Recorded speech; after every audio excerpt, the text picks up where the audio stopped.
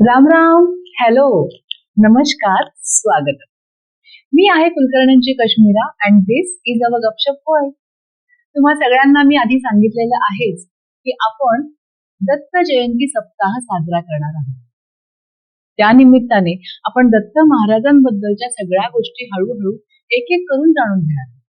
तर आज आपण सुरुवात करणार आहोत आपल्या लाडक्या दत्त महाराजांच्या जन्मकथे. तुम्हा सगळ्यांना दत्त महात्म्याबद्दल माहिती असेलच.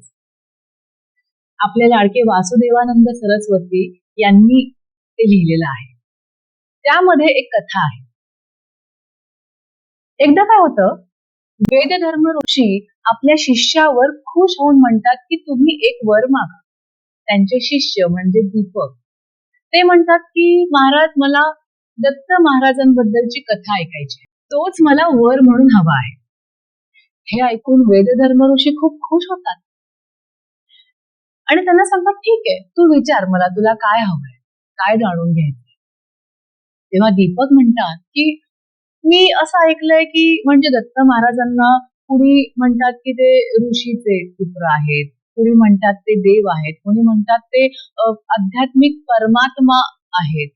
नक्की त्यांनी कशासाठी आणि कसा पृथ्वीवर अवतार घेतला याच्यावरती त्यांनी कथा सांगायला सुरुवात. ते म्हणाले की भार्गव कुळामध्ये एक ब्राह्मण होता आणि त्या ब्राह्मणाला एक खूप हुशार पुत्र झाला. पण तो पुत्र योग अभ्यास किंवा इतर गोष्टी करत नसे. जसं जसं पिता त्यांना मार्गदर्शन करत असे तो त्याच्या विरुद्ध करत असे. त्यामुळे एक दिवस त्या ब्राह्मणाने विचारलं की पुत्रा, तू असं का वागतोस? तेव्हा पुत्राने त्यांना उत्तर दिलेलं बघा, याच्यातून आपल्याला खूप चांगली गोष्ट शिकायला मिळते. ती अशी की बऱ्याचदा आपल्याला प्रश्न पडतो की आपण काही बातम्यांमध्ये बघतो बघा की एक व्यक्ती जन्माला आलेला आहे आणि त्याला मागच्या जन्मीचं सगळं आठवत असतं. तो म्हणतो की मी या ठिकाणी जन्माला आलेलो होतो, या शाळेत मी शिक्षा घेतलेली आहे, किंवा हे माझे आई वडील होते. तर त्याबद्दलची गोष्ट आपल्याला इथे कळते. तेव्हा तो पुत्र ब्राह्मणाला म्हणतो की मी योगा अभ्यास आणि या सगळ्या गोष्टी माझ्या मागच्या जन्मामध्ये शिकलेलो आहे, त्याची साधना केलेली आहे आणि ती करत असताना त्याच्या खूप वेगवेगळ्या स्टेप्स असतात. त्याच्या 4थ्या स्टेप पर्यंत मी व्यवस्थित त्या सगळ्या गोष्टींचा अभ्यास केलेला आहे आणि तो अभ्यास करत असताना मागच्या जन्माचा शेवट झाला. मग अशा वेळी काय होतं की ज्या अवस्थेमध्ये तुम्ही असता त्या अवस्थेमध्ये तो आत्मा लुप्त होतो. अगदी आपल्या रोजच्या भाषेमध्ये की तो कुठेतरी असा दडून लपून बसलेला आहे असं आपण म्हणतो. आणि जेव्हा त्याचा पुन्हा जन्म होतो पृथ्वीवर, तेव्हा जशाच्या तशा त्या अवस्थेमध्ये तो पुन्हा जन्माला येतो आणि त्याला मागचं सगळं आठवतं. तो त्याचा आधीचा जन्म विसरत नाही. अशीच काहीशी अवस्था त्या पुत्राची होती आणि त्यांनी त्याबद्दलची सगळी माहिती आपल्या पित्याला सांगितली. हे सांगितल्यावर ते पिता म्हणाले, म्हणजे तो ब्राह्मण असं म्हणाला की खरं तर मी तुला या सगळ्या गोष्टींचं मार्गदर्शन करायला हवं होतं, पण तू माझ्यापेक्षा आधीपासूनच खूप ज्ञानी आहेस, तर तू मला या सगळ्या गोष्टींचं मार्गदर्शन कर. आता आपल्याला बऱ्याचदा खूप गोष्टींचा इगो येतो बघा रोजच्या आयुष्यात, की एक लहान मूल मला काही शिकवणार आहे किंवा यांनी कशाला मला काही शिकवावं लागतं. पण याच्यावरून तुमच्या लक्षात येईल की ज्ञान देताना, मार्गदर्शन देताना किंवा घेताना कुठेही नात्याचा किंवा वयाचा त्याच्यामध्ये काहीही अडसर येत नाही. म्हणजे त्याचा काही प्रश्नच येत नाही. ज्ञान हे ज्ञान आहे, त्याच्यामध्ये वयाची कुठलीही अट नाही. हे आपल्याला नवीन या गोष्टीमधून शिकायला मिळेल.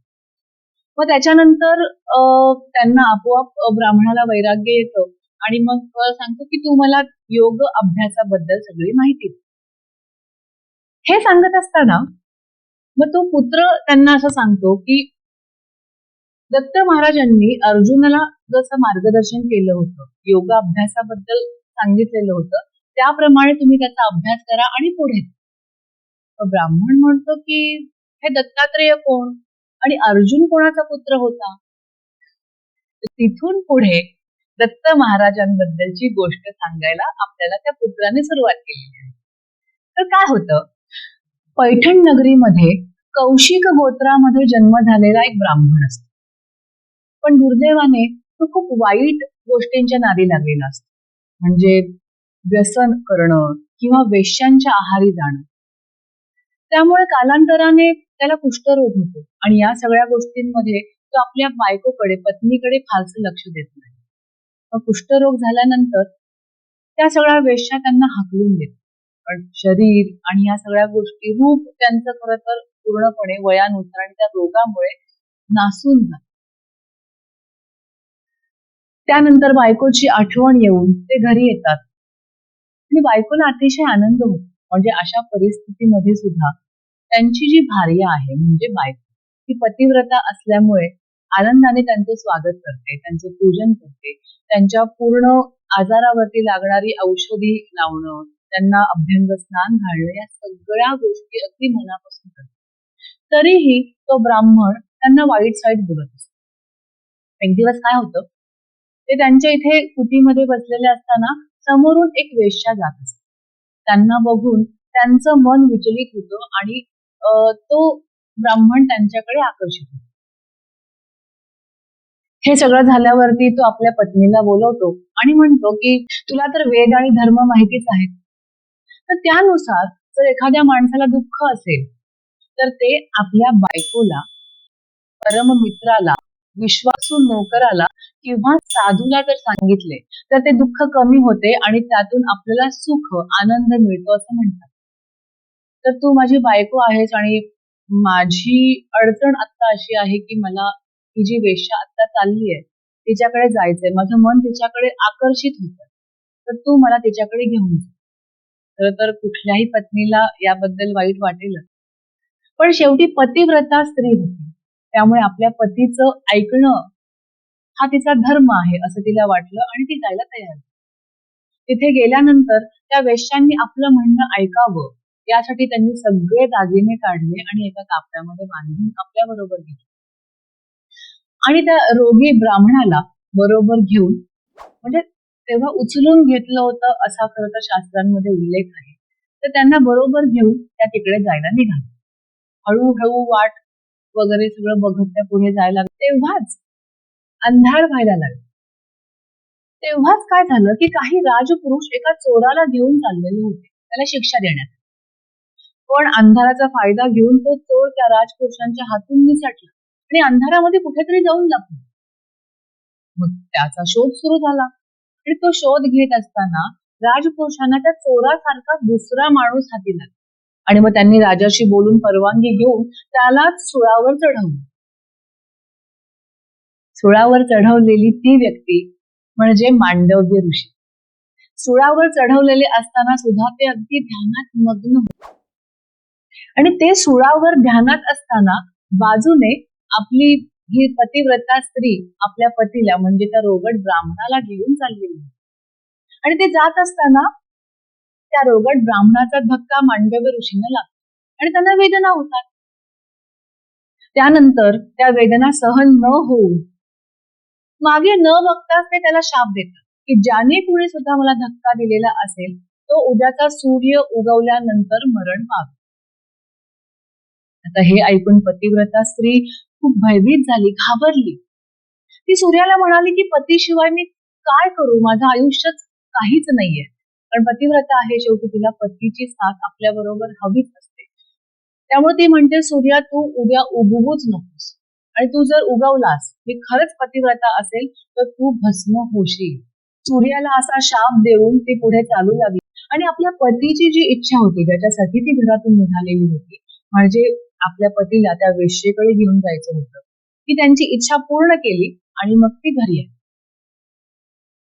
दुसरीकडे झालं असं की सूर्याला माहिती की पतिव्रता स्त्री ही जगातली सर्वश्रेष्ठ शक्ती आहे असं शास्त्रांमध्ये म्हटलेलं आहे. त्यामुळे सूर्य लपून बसला, सूर्य उगवेनाच. त्यामुळे सगळ्याच गोष्टी थांबल्या. निसर्गाचं चक्र थांबलं, दिवस रात्र चक्र थांबलं, सकाळी सकाळी सुरू होणारे हवन, पूजन, ह्या सगळ्या गोष्टी थांबल्या. सगळ्या ऋषींना उपास तपास लागले, कारण जोपर्यंत सकाळचं पूजन होत नाही तोपर्यंत ते फलाहार करू शकत नाहीत. आणि इथे सगळ्यात मोठी गोष्ट घडल्यानंतर ब्रह्मा, विष्णू, महेश सगळ्या जणांना काळजी वाटायला लागली की आता काय करायचं. मग त्यांनी शोध घेतला आणि मग त्यांच्या लक्षात आलं की सूर्यदेवाला पतिव्रता स्त्रीने शाप दिलेला आहे. मग त्यांचा विचार सुरू होतो की आता काय करायचं.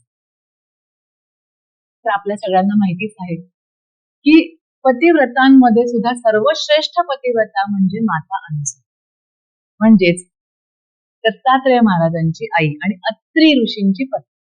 ही सर्वश्रेष्ठ पतिव्रता आहे. त्यांनी त्यांच्याकडे जाऊन विनंती केली की तुम्ही सर्वश्रेष्ठ पतिव्रता आहात, तुम्ही त्या पतिव्रता पत्नीचं मन बदलावं, त्यांना समजावून सांगावं की यामुळे पूर्ण सृष्टीचा नाश होऊ शकतो. त्यामुळे त्यांनी त्यांचा शाप, त्यांचे जे काही शब्द बोललेले आहेत ते मागे घेतले. माता तयार होतात. मग माता अनुसूया, ब्रह्मा विष्णू महेश सर्व देव आणि अत्री ऋषी त्या पतिव्रता मातेकडे जातात. तिथे गेल्यानंतर माता अनुसूया माता त्यांना विनंती करतात की तुम्ही हे सगळं मागे घ्यावं, त्यामुळे पूर्ण सृष्टी आता संकटात आहे. पण पतिव्रता स्त्री म्हणते की ज्यांनी त्यांना शाप दिलेला होता त्यामुळे उद्याचा सूर्य जर उगवला तर माझे पती मृत्युमुखी पडतील आणि ते मला नको आहे, त्यामुळे मी हा शाप मागे घेऊ शकत नाही. तेव्हा माता अनुसूया म्हणतात की तुम्ही तो शाप मागे घ्या, मी तुम्हाला वचन देते की त्यानंतर सुद्धा तुम्हाला तुमच्या पतीची साथ मिळेल.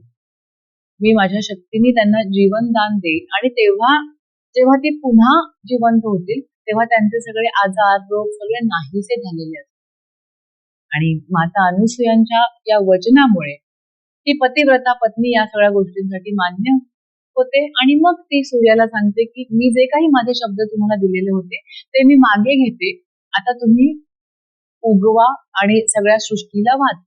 त्याच्यानंतर सूर्य अगदी प्रखरपणे छान तेजस्वी रूपामध्ये उगवले आणि त्याच्यानंतर जसं मांडव्य ऋषींचा शाप होता त्याप्रमाणे तो रोगट ब्राह्मण जो आहे तो मृत्युमुखी पडला.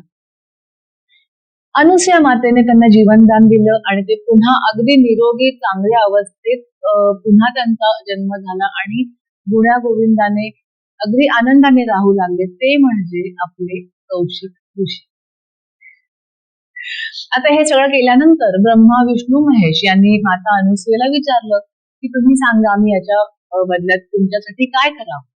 तेव्हा माता अनुसूया म्हणाले की माझी एकच इच्छा आहे, बाकी सगळ्या गोष्टी माझ्याकडे आहेत, मी एक पतिव्रता आहे, पतींचं प्रेम आहे, पती सतत माझ्या बरोबर असतात, योग साधना आणि या सगळ्यामध्ये खूप छान माझा वेळ आणि आयुष्य चाललेलं आहे.